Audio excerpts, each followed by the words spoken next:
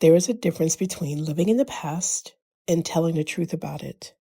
I recently read The Dance of the Dissident Daughter by Sue Monk Kidd. That book has stayed with me long after I closed it. She quoted writer Naomi Wolf, who cautioned women not to shape our identities as victims.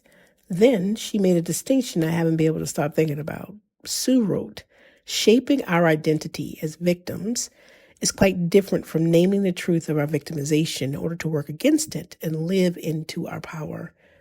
I've turned that sentence over in my mind more than once because I think we often confuse the two. There is a difference between living in the past and telling the truth about it. There is a difference between becoming defined by what happened to us and refusing to pretend it never happened. I've spent much of my life listening to stories. Some belong to family. Some came through journalism.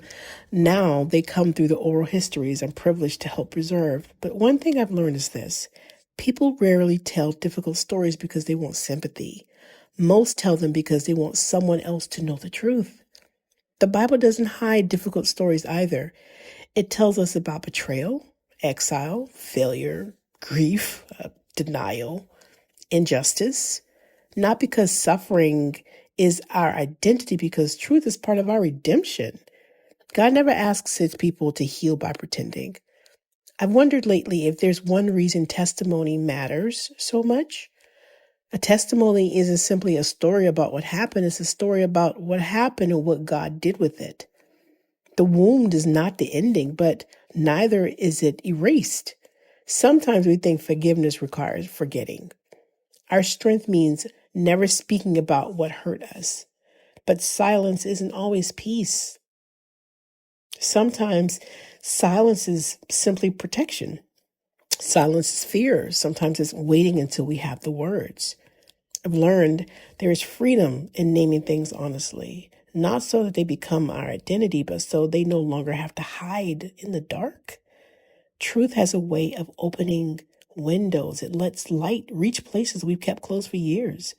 Jesus said, "You will know the truth, and the truth will set you free." Not comfort, not denial, truth. Perhaps freedom begins not when we all have the answers, but when we stop pretending there was never a question.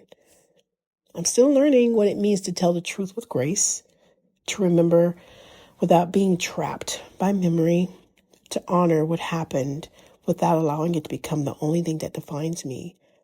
Maybe that's what testimony has always been. Not living as a victim, not pretending we were never wounded, just simply telling the truth and trusting that God is still writing the rest of the story.